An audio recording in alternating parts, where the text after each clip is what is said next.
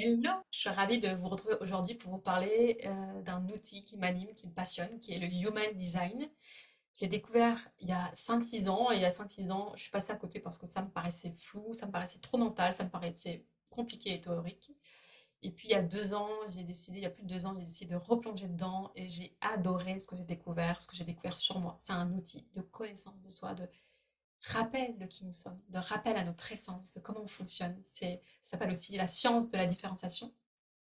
J'ai envie de vous en parler à partir de mon expérience, de mon filtre de mon expérience, pour pas que ça soit, pour pas que ça reste théorique, justement, mais pour que ça soit plus concret, en fait. Mais vraiment, à quoi ça t'a servi, le Human Design? Ben, je vais vous en parler, justement.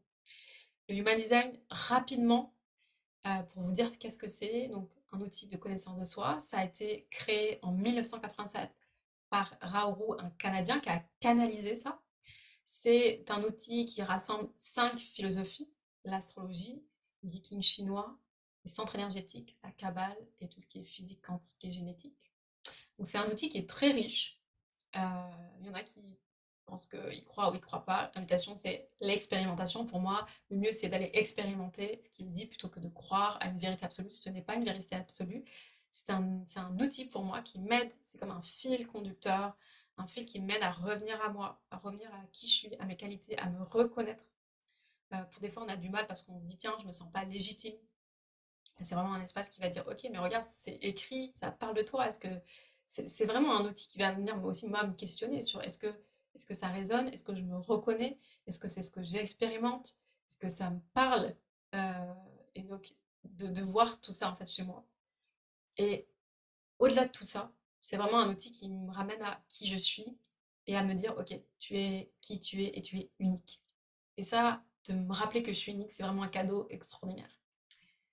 Je vous en parle pas plus, j'ai envie de vous faire expérimenter directement avec moi le Human Design en vous partageant, tadam, à quoi ça ressemble quand on fait son Human Design. Donc là, vous pouvez aller sur le site Design Humain France.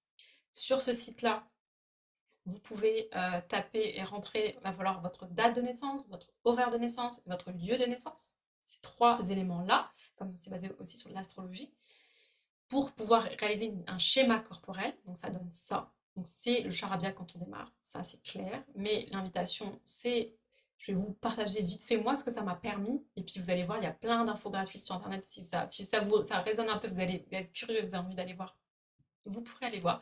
Si ça vous dit carrément et que vous avez envie d'aller beaucoup plus loin, ben moi je fais aussi des PDF de Human Design, vous pouvez bien me contacter, où il y a d'autres gens qui en font aussi. Moi, je vais vous partager de comment j'expérimente le Human Design en vous donnant mon exemple de mon Human Design et comment moi je l'expérimente. Donc, en tout premier, j'ai envie de vous parler du type. Le type, c'est la générateur manifesteur. Générateur manifesteur, ça va me parler de mon énergie de vie unique. Et dans cette énergie de vie, ça me rappelle que les générateurs manifesteurs, c'est des gens qui sont passionnés, multipassionnés par plein de choses, qui peuvent faire, qui courent, on aime bien dire qu'ils courent plusieurs lièvres à la fois. Euh, quand ils font ce qu'ils aiment, ils ont plein d'énergie et ils sont dans plein de choses. Et moi, c'est vrai que je suis passionnée par plein de choses, mais au-delà de ça, quand je vois mon type, et par exemple, je vois mon profil qui a écrit un 3 ici, le 3 c'est l'explorateur. Moi, si je découvre ce profil-là, que je ne connais pas la personne, je dirais que c'est une personne qui a eu un peu plusieurs vies, qui a peut-être changé de métier, qui a eu ouais, qui a eu plusieurs vies, plusieurs métiers dans sa vie. Et moi, si je regarde ma vie, j'ai eu plusieurs métiers, parce qu'avant, je travaillais dans l'environnement. J'ai fait des études en environnement, un master, puis après j'ai travaillé dans l'environnement, puis j'ai changé, j'ai été dans la thérapie, je me suis formée pour être thérapeute, et puis, après je me suis formée pour être coach, et donc voilà, et puis j'ai aussi une casquette d'artiste. Donc voilà, j'ai eu plusieurs métiers, j'ai changé, j'ai aujourd'hui aussi plusieurs casquettes, hein, ma multipassion qui se retrouve dans mon générateur manifesteur. J'ai plusieurs casquettes, c'est-à-dire que je suis artiste, je suis coach, j'accompagne aussi, je facilite des stages aussi. Donc voilà, j'ai plusieurs espaces. Et ça, j'adore ça, ça me nourrit énormément. Pour certains, on aurait dit, bah non, pour certains, dans la tradition, la société traditionnelle, on va dire, bah, t'es dispersé, t'as fait trop de choses, t'es pas stable. Mais en fait, le générateur manifesteur, il est nourri. Moi, je me sens nourrie quand je fais plusieurs choses. Et le fait d'avoir eu plusieurs vies, je me sens énormément nourrie par ça, d'avoir changé de métier, je me sens riche aussi d'expérience. Et donc ça m'a aidé énormément de découvrir ça parce que j'étais plus en train d'essayer de rentrer dans une case absolument, de vouloir être un peu comme tout le monde. Je me suis dit non, en fait, juste sois toi-même. Et c'est ça qui m'anime et du coup ça m'a rassurée et j'ai plus voulu ressembler à d'autres et rentrer dans une case. Je me suis arrêtée de me flageller avec ça et j'ai juste dit ok, sois toi-même, c'est cool. Donc voilà, ça m'a soulagée. Ensuite, j'ai envie de rebondir en même temps sur le profil. Je suis 1-3. La ligne 1, c'est l'étudiant, professeur, l'investigateur. Donc, c'est celui qui va aimer faire ses recherches, apprendre, découvrir et puis partager. euh, partager ses recherches. Donc, c'est un peu ce que je fais là directement parce que j'ai appris beaucoup avec le Human Design. J'ai croisé plusieurs mon investigateur a croisé, investigatrice a croisé en moi, a croisé plusieurs données, donc j'ai lu des livres, j'ai appris sur internet, je me suis formée auprès d'autres personnes qui m'ont formée au Human Design. Donc j'ai plusieurs approches différentes. C'est ça que j'ai adoré aussi. Et ma ligne 3 c'est mon exploratrice, c'est celle qui aime tester, expérimenter, tomber, faire des échecs.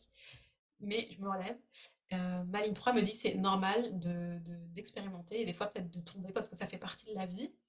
Donc moi, je vous partage aujourd'hui, là, à travers cette vidéo, je vous partage à la fois bah, tout ce que j'ai appris à travers le Human Design et tout ce que j'ai, ma ligne 3, tout ce que j'ai exploré, testé par moi-même.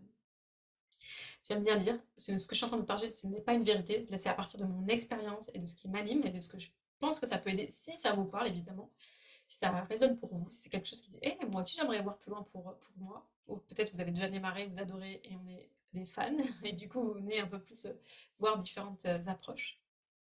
Donc ça, c'est ma ligne 1-3. Et ça m'a aidé aussi beaucoup de reconnaître ça, de me dire, ok, j'ai le droit d'apprendre de nouvelles choses et d'avoir envie d'apprendre de nouvelles choses. Tant que ça part pas, parce que dans tous nos espaces, on peut avoir des ombres en fait. Et l'ombre de ma ligne 1, ça serait de croire que j'en sais pas assez, qu'il faut que je continue à apprendre parce que je suis pas assez. Aujourd'hui, je sais que j'ai assez de formations, que j'ai assez appris de choses. Et puis en plus, comme je peux les coupler à mon expérience, ben, ce que j'apporte au monde, ben, ça a sa richesse.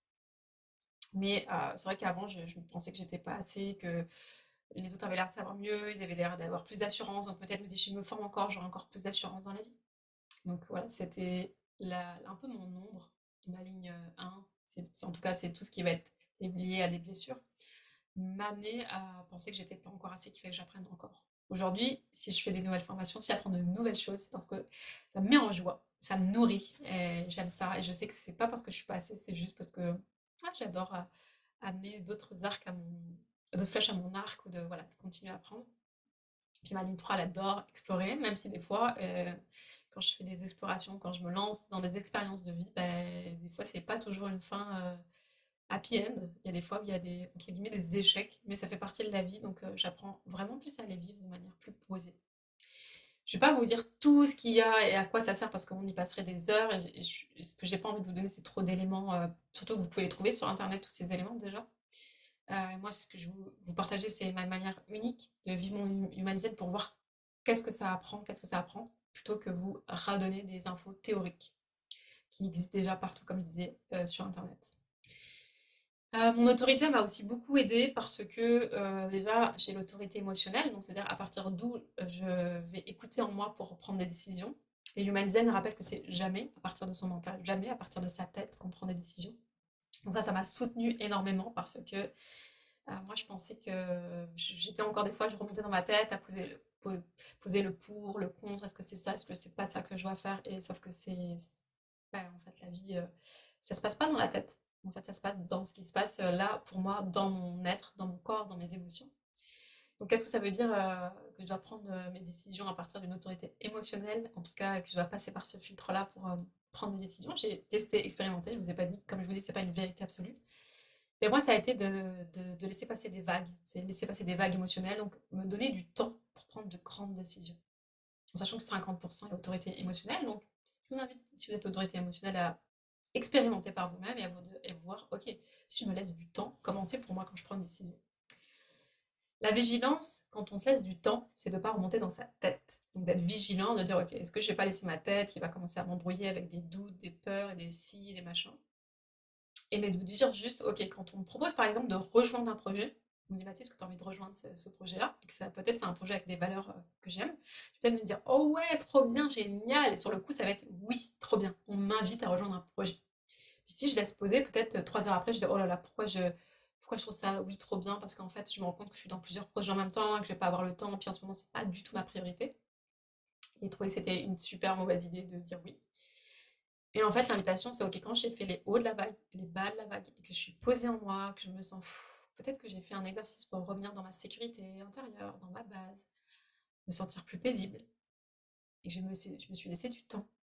Quand je réfléchis à cette proposition, à cette demande, est-ce que c'est oui, est-ce que c'est non pour moi, est-ce que ça me donne envie, est-ce que j'ai de la joie, est-ce que je me sens calme et joyeuse à l'idée d'y aller? Voilà, même si je peux me sentir excitée, évidemment aussi, mais est-ce qu'il y a quelque chose qui me semble posé et juste dans cette décision?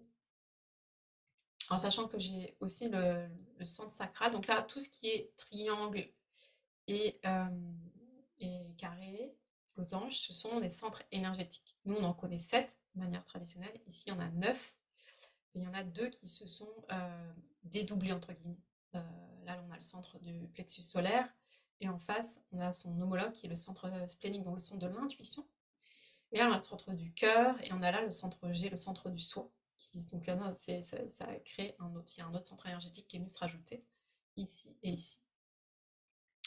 Donc voilà, j'ai le centre donc, du sacral, le centre sacral qui est défini, donc c'est là où je vais avoir beaucoup d'énergie, c'est ça qui fait que je suis générateur manifesteur, et ça va m'aider aussi pour prendre des décisions, quand je dois prendre des décisions rapides, je dis toujours, et ça me fait assez rire, c'est-à-dire que, ok, je dois me laisser du temps, des fois ils me disent de laisser passer une nuit pour prendre des décisions importantes, mais par exemple si je suis au resto et que la personne me demande est-ce que vous voulez, qu'est-ce que vous prenez, et que je lui disais revenez demain matin, non, ça va pas le faire.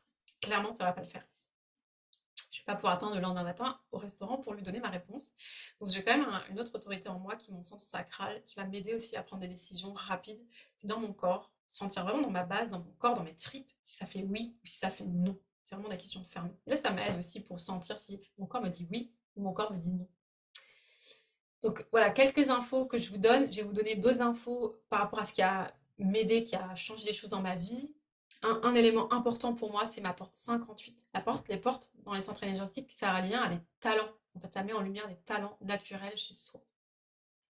Ma porte 58, c'est la porte de la joie spontanée, de la joie innocente, la joie de l'enfant intérieur. Et cette porte-là, donc ce talent que j'ai de cette joie naturelle, je ne l'ai pas reconnu tout de suite.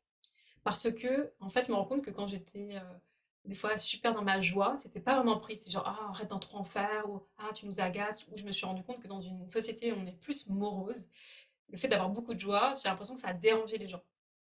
Donc je me suis tue, en fait. Et quand j'ai découvert le Human Design, j'ai découvert que, en fait, j'avais naturellement cette joie, en fait, en moi. C'est un talent, en fait, la joie.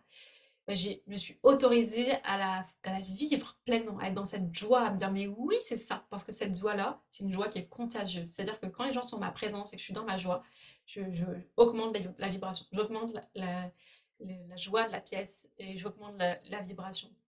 Donc c'est vraiment quelque chose qui est hyper beau, hyper puissant et qui est vraiment soutenant. Je sais que depuis que je sais que je l'ai, bah, c'est vraiment important et soutenant pour moi. Et donc, je m'autorise pleinement à la vivre. Puis des fois, même s'il y a des gens qui me disent «Oh, t'en fais trop», bah, je dis «Je m'en fous, c'est moi, c'est ma joie, elle est comme ça, j'ai envie d'être dans ma joie et je vais pas la diminuer pour personne en fait». Et c'est ça que je trouve ça beau en fait dans l'human design, c'est de me dire «Ok, c'est qui je suis là. Et tant pis si ça plaît pas. Et tant pis si ça dérange. Et tant pis si parfois je suis pas dans la norme, ou j'ai l'impression de pas être dans la norme, parce qu'en fait, personne est normal. Tout le monde, chacun est unique. Personne est normal, chacun est unique, quoi. Après, c'est comme tout outil, j'aime bien dire que c'est important d'être vigilant, de pas tomber dans les ombres et dans se réfugier derrière un outil. Genre, bah ouais, mais moi je suis générateur manifesteur, donc c'est normal que j'ai 15 projets en même temps. Non, parce que peut-être que je suis en train de me planquer parce que j'ai des peurs et que en fait, je suis juste en train de fuir un truc et je suis en train vraiment de me disperser. Oui, c'est important d'avoir plusieurs projets en même temps, mais si j'en ai trop, je suis déjà en train de me saboter, en fait. Je suis déjà dans mon saboteur intérieur. Et c'est pareil pour plein d'espaces. Par exemple, oui, mon autorité elle est émotionnelle, j'ai besoin de temps pour réfléchir, mais si je me laisse trop de temps, peut-être que je remonte dans mon mental et je sais pas, et je mets beaucoup de flou, et en fait, je suis juste en train de me saboter pour pas choisir parce que j'ai peur. C'est peut-être mes peurs qui sont en commande. Donc, l'invitation, comme dans tout outil, c'est pas de se cacher derrière un outil. C'est c'est un outil qui va m'aider, mais c'est pas un outil qui me définit. C'est pas un outil qui fait que, bah, comme je suis comme ça, je peux pas faire autrement. Non, c'est un outil, moi, qui me soutient à être qui je suis, mais c'est pas un outil qui me limite. Il me limite pas. Si par exemple j'ai décidé que moi je sais pas que en fait je peux être tout à la fois, je me sens caméléon, mais si me dit tu peux pas être caméléon parce que t'es ça, bah je m'en fous en fait. Moi je sens qui je suis. Donc vraiment, c'est s'autoriser à être qui l'on est sans se cacher derrière des outils. C'est-à-dire qu'un outil, ça peut être un service, ça peut être nous aider comme faire un pas de plus dans la direction de qui nous sommes, mais c'est pas quelque chose qui est là pour se cacher derrière. Je vous donne d'autres exemples. J'ai la porte 10 dans le centre soi, donc le centre de la connaissance, enfin le centre de soi, hein. C'est un centre magnétique. Et la porte 10, c'est le talent de l'amour de soi, la confiance en soi. Donc c'est pas parce que j'ai ça aussi que ça peut être naturel, comme ça peut être un chemin pour moi de connecter à cet amour de soi. Et c'est marrant parce que vraiment un chemin que j'ai pris qui était important pour moi, cet amour de soi. C'est vraiment quelque chose que j'ai dit, mais non, là c'est important, il faut que j'y aille. J'ai mis beaucoup de conscience, j'ai marché le chemin, j'ai appris des choses. Et il y a 3 ans, j'ai transmis une formation, j'ai un programme qui est toujours en cours d'ailleurs, un programme qui s'appelle Pas à pas en amour de soi. Et à part de à la fois de mon expérimentation et à la fois ce désir et ce talent inné de dire, ok, j'ai ce talent de m'aimer en fait. Mais c'est pas égoïste, c'est genre ce talent-là, quand les gens sont en ma compagnie, ils vont sentir ça. C'est-à-dire que je vais aider les gens à s'aimer eux-mêmes. Je vais aider les gens à avoir confiance en eux quand ils sont en ma présence. Et ça, c'est vraiment un talent qui est aussi précieux.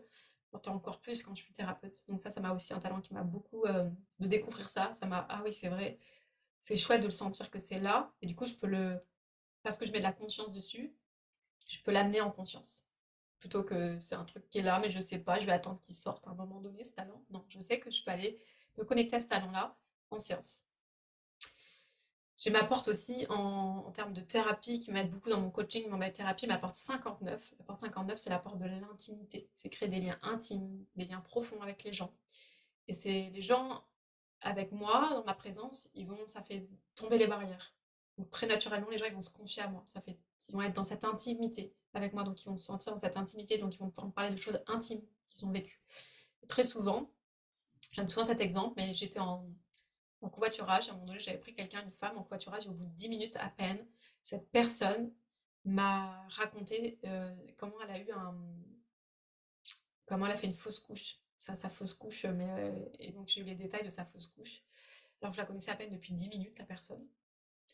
Et j'ai un autre exemple d'un ami, j'étais arrivée chez quelqu'un c'était même pas un ami, mais j'étais arrivée dans une colocation. Et la personne, le soir même, elle me dit, je vais pas pouvoir être là, je la connaissais pas. Elle me dit, mais j'ai un ami qui va venir pour que tu te sentes pas seule. Et donc la personne, je la connaissais depuis à peine une demi-heure. Et elle m'a raconté des choses qu'elle m'a dit qu'elle avait jamais racontées à personne. Et ça, c'est vraiment quelque chose qui m'arrive assez souvent, que les gens se confient à moi alors qu'ils me connaissent depuis 10 minutes.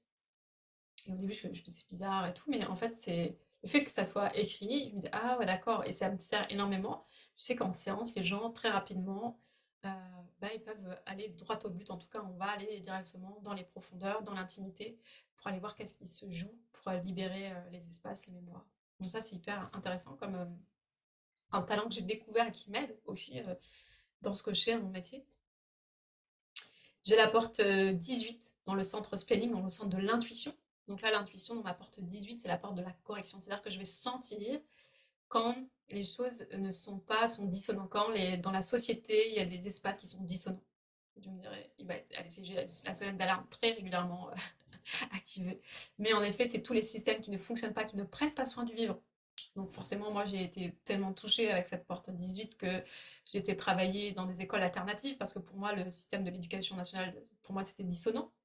Ça ne prenait pas soin du vivant. J'ai été créer des communautés. J'ai été dans des lancements de communautés.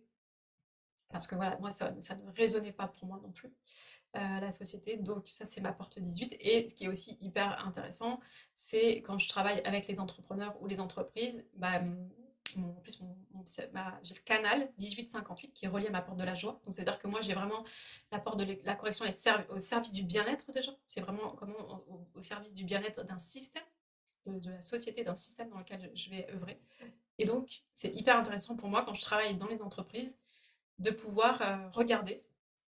Je vais voir tout ce qui est dissonant, tout ce qui est ne fonctionne pas. Donc, je vais pouvoir mettre le doigt sur ce qui ne fonctionne pas pour changer les choses, pour que ça soit vraiment au service. C'est comment on recrée des nouveaux systèmes pour que ça soit au service. Donc ça, c'est vraiment quelque chose que je me rends compte que j'utilise aussi dans les accompagnements, les coachings, dans l'entrepreneuriat. J'ai la porte 44. La porte 44, c'est tout ce qui est, je vais sentir toutes les disharmonies, mais plutôt dans l'individu, dans tout ce qui est blessure du passé. Donc ça, je l'utilise énormément parce que j'ai vraiment accès à beaucoup d'informations, donc c'est l'intuition, j'ai accès à énormément d'informations sur les blessures des gens, tout ce qui est dissonant, tout ce que j'ai vraiment voilà, de l'information qui arrive. Donc ça m'aide beaucoup en séance d'aller mettre en lumière des choses que j'ai des infos qui arrivent comme ça. Bon, je pourrais en dire plein d'autres. Par exemple, j'ai la porte 53 qui est la porte des démarrages. Donc j'ai beaucoup été dans des démarrages de communauté, j'étais dans le démarrage d'une école alternative. Moi j'apporte vraiment une énergie nouvelle, une adrénaline, c'est on y va, on fait les choses dans les démarrages d'entreprise, dans les redémarrages d'entreprise. Moi je ramène aussi beaucoup de choses nouvelles dans les systèmes. C'est moi quand on démarre quelque chose, j'ai vraiment l'énergie, la joie, le focus pour lancer. Voilà l'énergie du lancement. Même si des fois je me retire parce que voilà, le projet est lancé, les gens n'ont plus besoin de moi, ça a démarré et du coup il n'y a pas de raison des fois que je reste, donc c'est possible aussi que je m'en aille. Ça c'est ma porte 53. Avant je me dis mais non, tu t'es engagé, il faut que tu ailles jusqu'au bout. Au bout de quoi? Si vraiment à un moment donné je sens que c'est terminé, hein, en face on a la porte des cycles. Donc si je sens qu'il y a un cycle qui est terminé, que j'ai fait ma contribution, mon œuvre, bah, je peux me retirer. Ma porte 52, c'est la porte de la prise de recul. C'est comme on dézoome, c'est voir la big vision. C'est plus je vois la big vision, plus je vais pouvoir être en face, on a la porte du détail. Donc plus je vais pouvoir voir tout ce qui se passe d'en haut et avoir une vue d'ensemble pour prendre des décisions plus impactantes. Donc ça m'aide beaucoup aussi en entrepreneuriat pour moi-même et pour les entrepreneurs que j'accompagne. On dézoome. Quelque chose qui a été énormément pour moi là aussi, c'est la porte 1, c'est la porte du talent. La porte du talent, la créativité, c'est la porte de la créativité, pardon, la porte de l'artiste. Et c'est pas parce qu'on l'a pas qu'on est ni créatif ni artiste, hein. Tout ce que je vous dis là, c'est pas parce que tu l'as pas, c'est talent. Mais moi, c'est quelque chose qui est beaucoup plus fluide, beaucoup plus naturel. Après, il y a plein de choses tous tes talents ne sont pas inscrits dessus. Je veux dire qu'il y a des talents que tu as acquis, des talents qui sont nus. Donc voilà, c'est comme tout, je me dis toujours, c'est ne pas utiliser cet outil, c'est pas quelque chose qui doit être réducteur, c'est pas quelque chose qui doit nous confiner dans des cases, c'est quelque chose qui doit être au service de notre expansion. Donc pour moi, je l'utilise dans ce sens-là. Donc ma porte de la créativité qui relie à ma porte 8 de la contribution. Et ça, de savoir ça, ça m'a aussi beaucoup soulagée parce que j'avais beaucoup cette phrase qui revenait beaucoup pour moi qui était comment je peux contribuer, comment je peux mieux contribuer. C'était vraiment quelque chose, une question qui m'obsédait beaucoup, comment je peux être au service. J'ai créé une communauté il y a 12 ans qui s'appelait au début Regard positif sur la vie parce que j'avais vraiment envie d'apporter une contribution pour le monde et cette communauté a grandi sur Facebook et j'ai une page qui a 370 000 personnes parce que c'était vraiment, pour moi, ça me tenait tellement à cœur tous les jours de partager du contenu pour contribuer pour le monde et c'est ma porte 8 qui me parle aussi, qui est reliée à ma porte 1 de mon artiste intérieur, on va dire de ma créativité. Donc là, je fais des géométries sacrées, donc je suis beaucoup dans mon artiste et puis je crée beaucoup d'offres, de programmes, de choses qui sont en lien avec mon expérience de vie. Et c'est de quoi me parle mon canal 8.1, mes deux talents réunis. Ça me parle de comment je peux contribuer pour le monde avec ma touche personnelle, avec ma touche singulière. C'est-à-dire que moi, pour contribuer pour le monde, il va falloir que j'amène mon expérience, mon énergie et que j'essaie pas de ressembler à quelqu'un d'autre parce que ça ne marchera pas ou de rentrer dans un moule qu'on attend de moi, ça ne marchera pas. Donc ça aussi, de savoir ça, ça m'aide aussi beaucoup à me dire, ok, quand j'essaie de vouloir faire comme quelqu'un qui a déjà fait, ça m'aidera pas en fait. Et ça peut avoir tendance à ça, parce que vous voyez, en haut, j'ai mes deux centres qui sont blancs.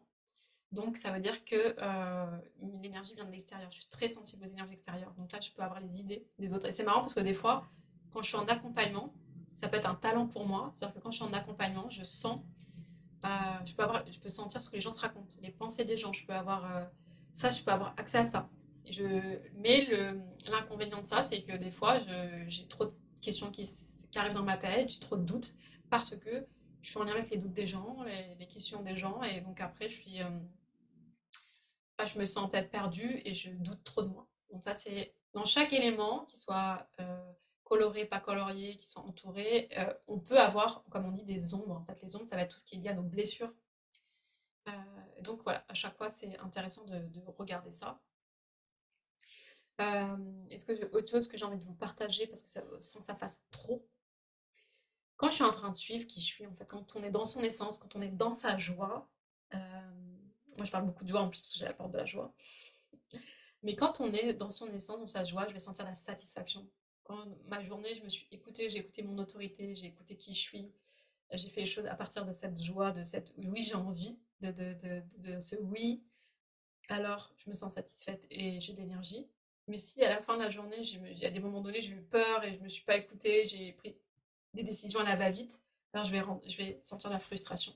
Peut-être que ça vous arrive si vous êtes de ce type-là, si vous êtes de type générateur manifesteur, de ressentir de la frustration dans votre vie. Il y a plein de choses à dire sur les côtés, c'est les planètes en lien avec donc le Yi chinois, tout ce qui est les portes, les 64 portes.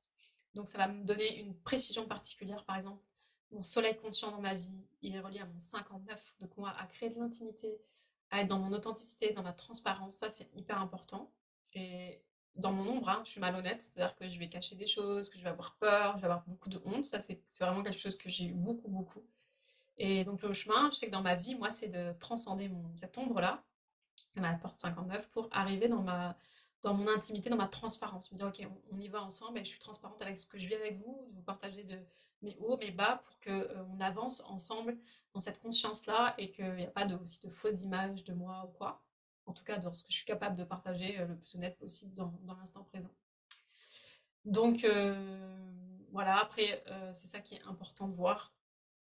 Se libérer à 55, c'est ma terre, en fait, consciente. Parce que là, c'est tout ce qui est en noir, c'est pas tout ce qui est dans ma personnalité, tout ce qui est conscient. Et dans mon design, tout ce qui est en rouge, c'est tout ce qui est inconscient. Donc ça va être important aussi d'aller bien voir ce qui joue dans notre inconscient. Parce que généralement, l'inconscient, il y a beaucoup de choses. Hein, l'inconscient guide nos vies à travers nos traumas, nos blessures. Et puis là, ça allait voir, ok, est-ce que dans ces espaces-là, en lien avec chaque planète, hein, on va être relié avec les planètes, il y a le nœud lunaire nord, le nœud lunaire sud, Mercure, Vénus, Mars, et ainsi de suite, toutes les planètes jusqu'à Pluton, vont nous donner des indications en fait sur nous. C'est pour ça que c'est très très riche le Human Design. Il y a encore d'autres choses qu'on ne voit pas qu'à Paris Passy qui sont des variables. C'est encore d'autres choses qui vont nous parler de notre motivation, de notre façon de digérer l'information, de notre façon de digérer les aliments, les façons. Donc il y a plein de données. Le but c'est des fois pas de s'emmêler les pinceaux avec tout, mais c'est juste se dire ok, comment ça parle pour moi, comment ça résonne pour moi, comment ça me soutient en fait dans mon cheminement. Le but, c'est pas de me dire, oh mon Dieu, j'ai pas suivi ça, c'est horrible, c'est mal, je suis nulle. Non. C'est de dire, ok, est-ce que ça me parle? Est-ce que j'ai envie de le suivre? Pourquoi je l'ai pas suivi? Est-ce que je l'ai pas suivi parce que c'est pas moi, en fait, ça me parle pas, parce que ce qui est dit là, c'est n'importe quoi. Ou est-ce que je l'ai pas suivi parce qu'en fait, j'étais dans ma peur, j'étais dans un trauma, j'étais dans une blessure. Donc voilà, j'adore le Human Design. Je me suis formée aussi au Shadow Work avec le Human Design, c'est-à-dire que d'aller travailler des ombres. Je me suis formée aussi aux clés génétiques parce que j'adore les clés génétiques aussi, que c'est une science parallèle à ça. Et je me suis formée aussi à la manifestation by design. Donc, me former, c'est comment tu manifestes ta vie de rêve avec ton human design parce que j'adore ça. Voilà, je voulais vous faire un petit tour, pas trop long, pour vous donner des informations. Dites-moi en commentaire. Euh, je reviens là. Dites-moi en commentaire comment ça vous a parlé. Est-ce que vous connaissez votre human design? Comment ça vous a aidé dans votre vie? Est-ce que vous ne connaissez pas du tout? Est-ce que vous avez envie de découvrir plus? Vous êtes curieux?